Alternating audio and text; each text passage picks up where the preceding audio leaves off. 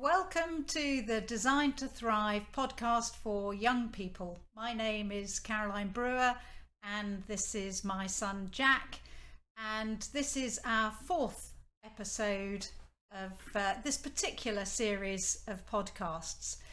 On the first one, we talked about how we can feel overwhelmed, and that is the result of us overthinking, and how whatever we're feeling is an indication of what we're thinking. So if we're feeling anxious, it'll be because we're having anxious thinking.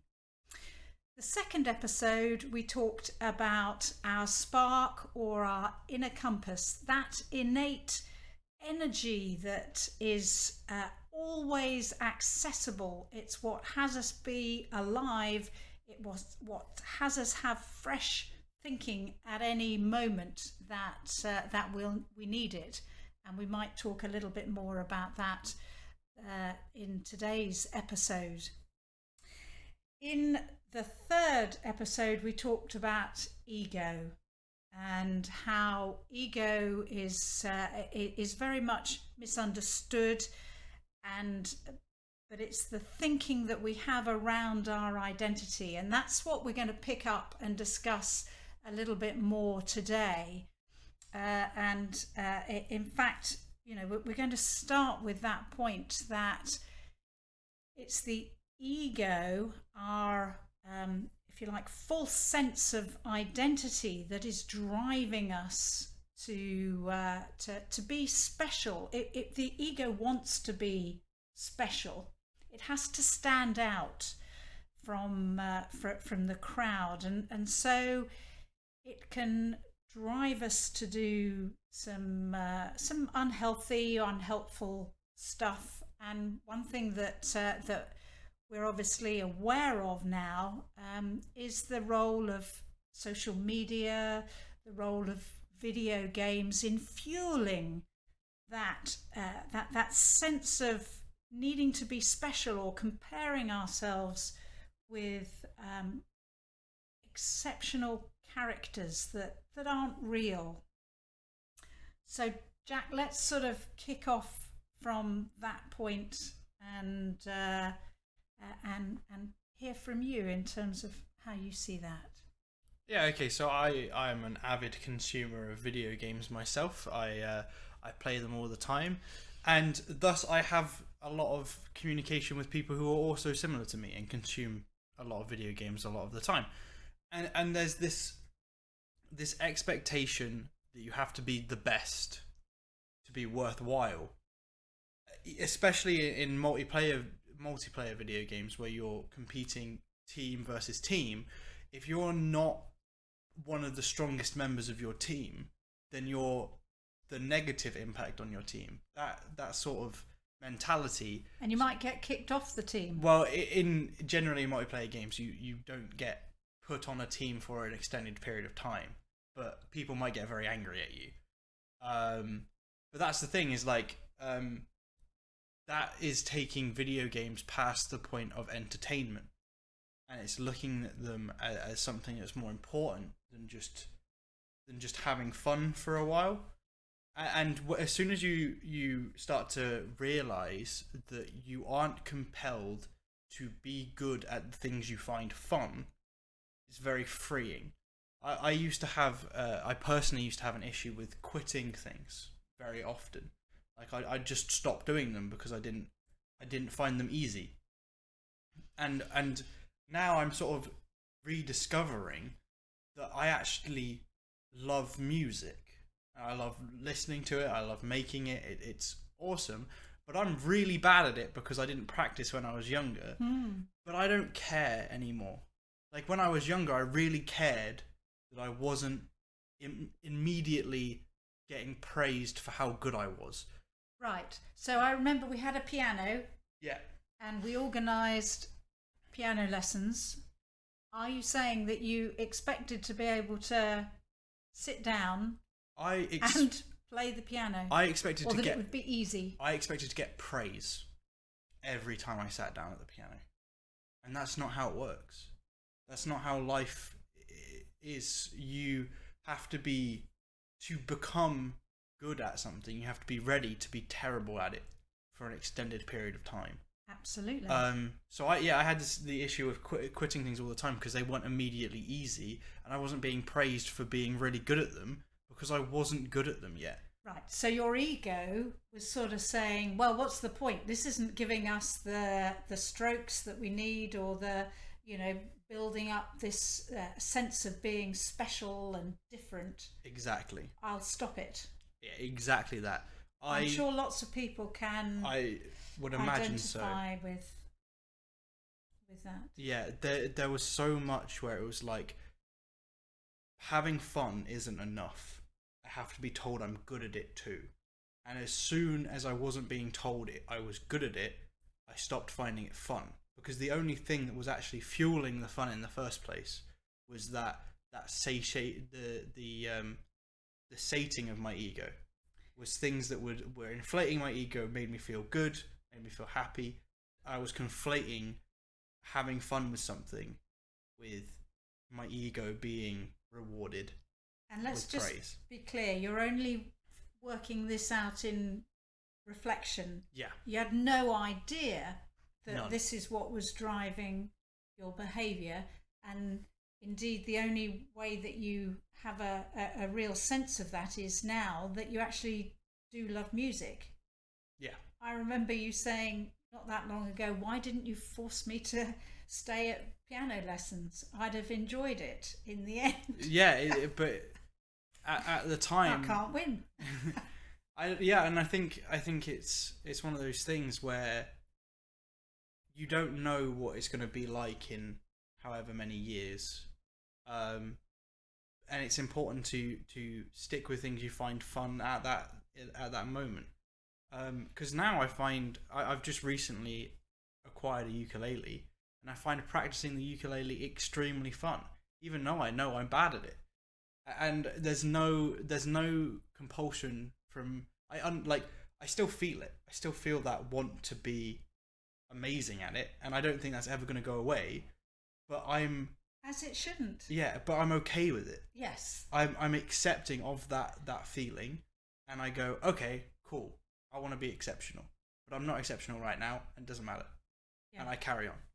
Yeah. Whereas in the past, without realizing that the ego was fueling that compulsion and thinking that compulsion was the only reason to do anything, was the reason I was quitting so often. I thought the only reason to do something is to prove you're really good at it, and that's just not true. And upon realizing that, and realizing that being extraordinary at something isn't the only reason to do it, it was very freeing. Yeah, because it can be extraordinarily fun. It's just that you, as an individual, don't need to be extraordinary. Yeah, and I think it's the issue with social media. Right. Is that you're constantly bombarded by people who are extraordinary at it. So people who have already put in the hours and hours and hours of work that it takes to get to being that good, and you're on hour 2, and you don't match up, and you're like, I don't match up, I'm never going to get there. Yeah. But what you haven't seen on social media is the 10,000 hours that person put in to get there. And that's the thing, social media is doctored. Social media is not true. It is a story. It's like watching a movie. Just because you see a movie of someone running up a wall doesn't make you think that you can run up that wall, and the fact that you can't run up that wall is an issue. But people seem to think that because someone is that good and they're not, they have an issue. Like they need to get that good, but that's not the case at all. Well, and as we know, to make a short clip of film, it takes hours and hours of filming and cutting and editing, and that is what we see on social media, in film, whatever, is the edited, sanitized version of something that looks therefore extraordinary. Yeah, it's very interesting to watch people make videos and then show you the outtakes. Yes. The They're the funniest bits. the 800 tries that it took to get it right, and you only saw the one time they got it right, and it's taken you 500 tries so far, and you haven't got it yet. The only difference is they tried it 800 times, and you've tried it 500 times, and you only saw the last one. So you're like, well, they've already done it, and I've tried 500 times. It must be impossible for me to do it, but that's just not the case. Okay, yeah. And do you remember that surfing metaphor that we talked about yesterday that I shared with you? How a surfer will just be in the water looking for that wave, and will be there for hours, and will try to ride a wave, just knowing that at some point that best wave or a great wave will come along. But you've got to be in the water on the board in order to even stand a chance of having that wave. And it's a great metaphor for life. And that analogy goes one step further to show that really what people are chasing is the experiences, is the journey. It's not the destination. The surfer is only going towards a sandy beach that they've been to 100 times before, but it's the journey that they take to get to that sandy beach for the 800th time that makes it enjoyable. Yeah. And we're saying that that's a great metaphor for life. 100%. That we have to be out there fully participating in life in order to really be able to make the most of it, to have fun, to have that joy of being with friends or other people, and just getting stuff done. So we're pointing out that that it's not helpful to compare anything that we do or that we think about ourselves to anything that's happening in social media. That is not reality. Exactly. It's a doctored, edited best look at something. It is not true. Yeah. And so there's a lot of statistics, a lot of research that has been done and is being done about mental well-being, and in particular the increase in anxiety and depression in young girls, that people are making links to social media, or the increased use of social media. So let's be clear, we're not making any judgment on social media being good or bad, or video games being good or bad, but we're encouraging anyone who's listening to this to just reflect on how they're feeling about it. And also to see it for what it is. Yeah. To see social media as a way to show off the best parts, right? You can see these things and understand that this is the idealized version of what the photo shows. Like, there's filters on it, there's angles chosen. This might be the 400th photo they've taken of that specific thing. They're trying to get the angle right, the lighting right. Like, social media is great, but it's not reality. You can view it for what it is, and it's a way to show off the best doctored things, like the specifics that you want to show off. But the ego, there's every chance that the ego will deny that, and will put subconsciously will put pressure on you to perform to that.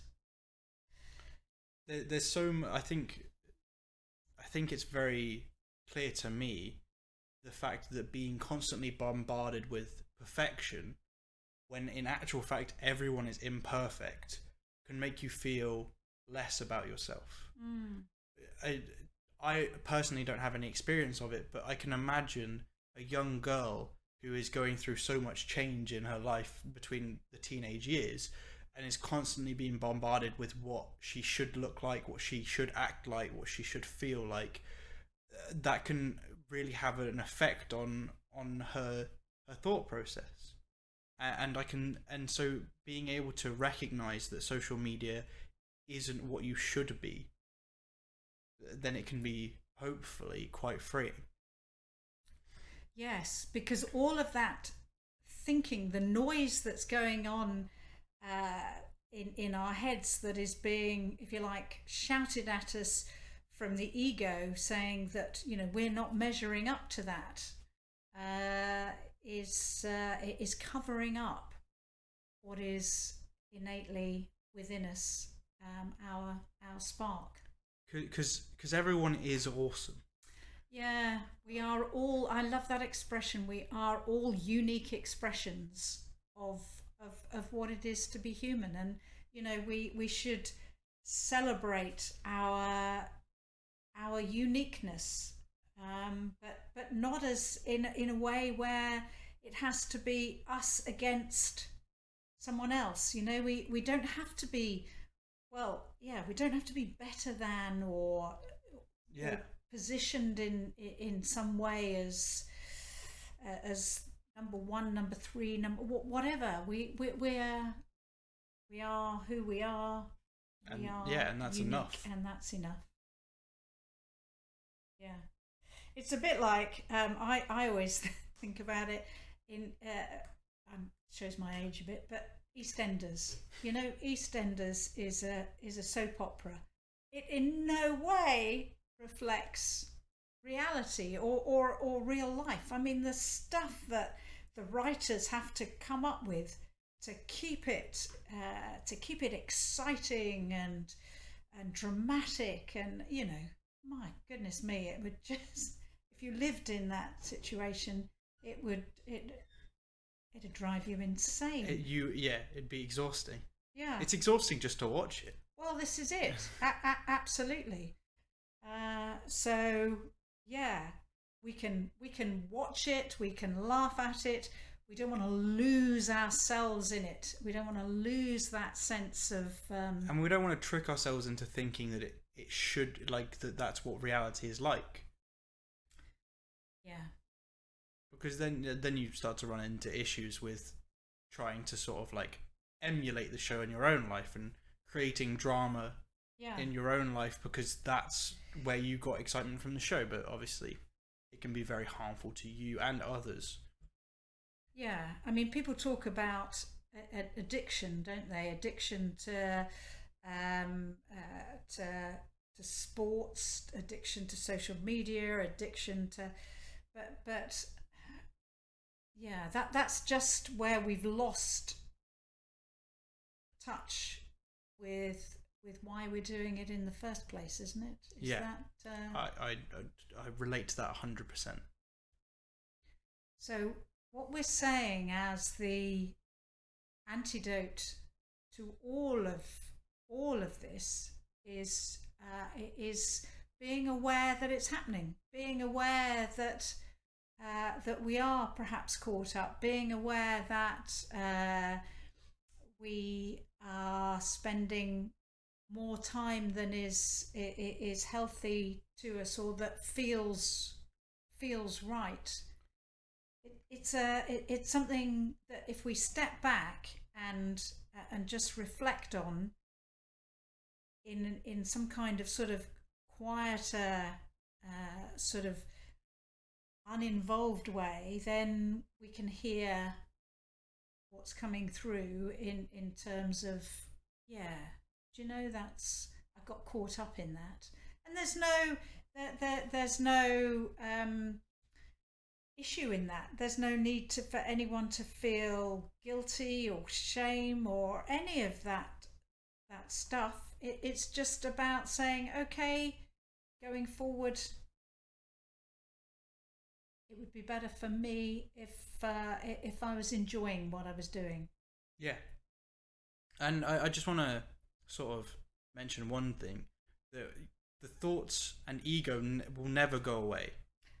No. They're always present, and it's just acknowledging them for what they are, and not trying to and not fooling yourself into thinking that they are the be all and end all of achievement, because you will always try, like, it's part of the human nature to strive to be the best, and that's okay as long as you don't let it harm you in the end. As long as it doesn't become a detriment to you having fun doing the things you enjoy, then it's good to feel compelled to be the best that you can be. But be the best that you can be. Don't be the best the world has ever seen. Don't be the best that compares to your friends. Be the best that you can be, because that's all you can ever ask of yourself. Yeah. Yeah. And I was just thinking as you were saying that, so, you know, I do some, as you know, some public speaking. And it would be easy to say, for example, well, I won't go into a competition because I won't win.